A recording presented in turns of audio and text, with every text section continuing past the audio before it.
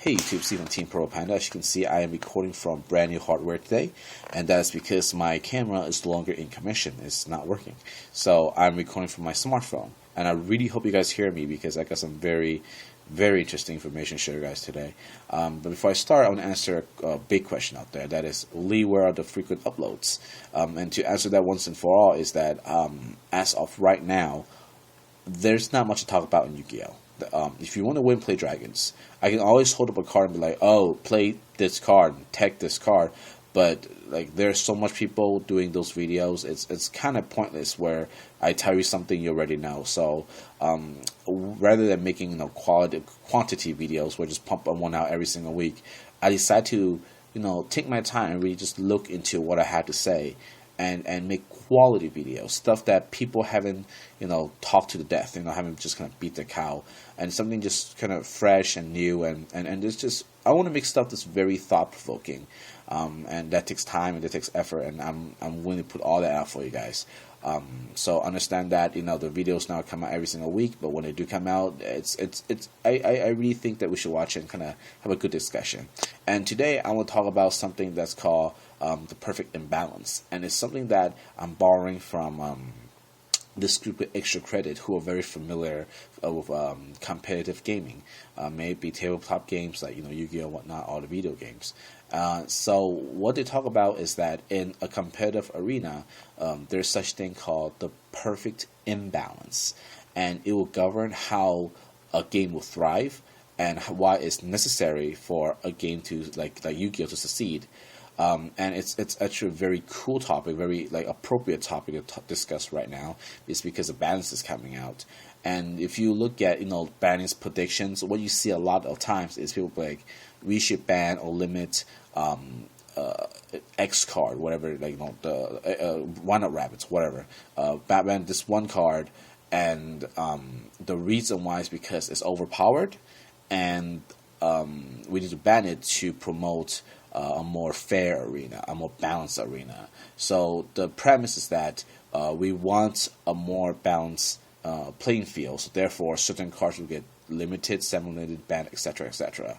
To be honest, I don't think that's the truth, and I don't think that's what Konami's after. So a lot of people will make these banners predictions and be very surprised that said items will not get hit, or there's something else completely get hit, and this happened over and over again because the premise that Konami wants a fair game is flawed.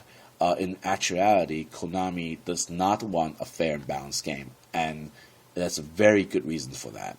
So let's look at a game that's completely fair and balanced. Like chess is a perfect example. Chess came out a bajillion years ago, and it's been very popular, and it's a very fair and balanced game. I mean, everyone starts the same thing and the same thing.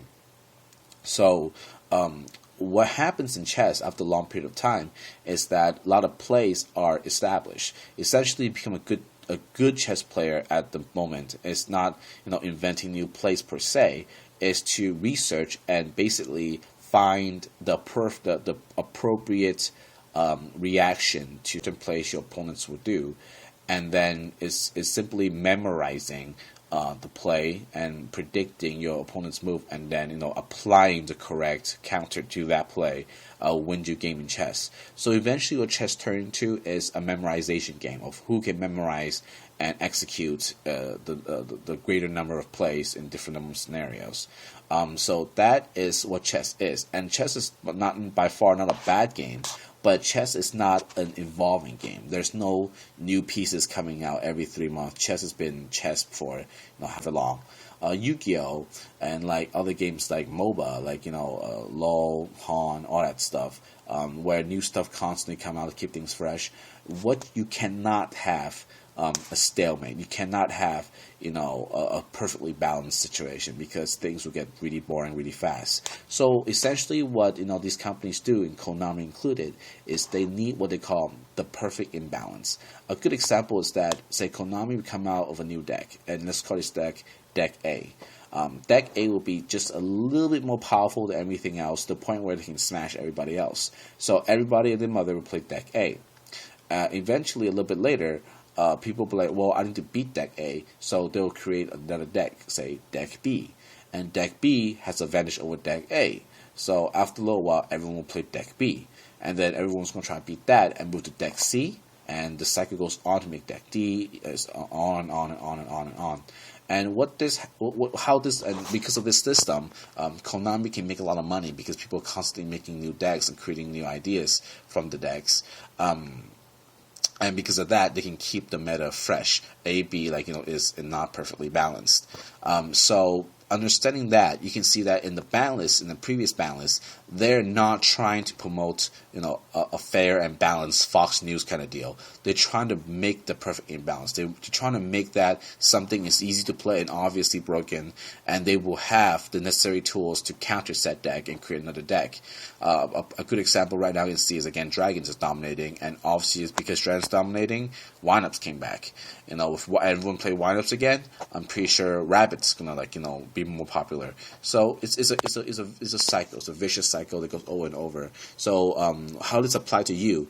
Very simple. When you look at what card's gonna be good, what card might be good, don't approach it like, oh, we need to do it because it's balanced. Approach it like, when Konami promotes said cycle, what deck is going to be promoted first, and what deck can beat the set deck they promote, and basically look at it from the angle and be one step ahead of everybody else, one step ahead of this cycle.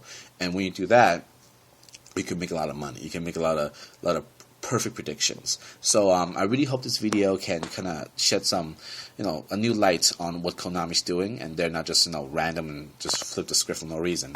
So thanks for watching, and I will post my next video when I figure out another amazing topic to discuss. So with this topic, please leave your comments and everything in the bottom, and I will definitely come back and check from time to time and have an awesome open discussion. So thanks for watching. Peace out.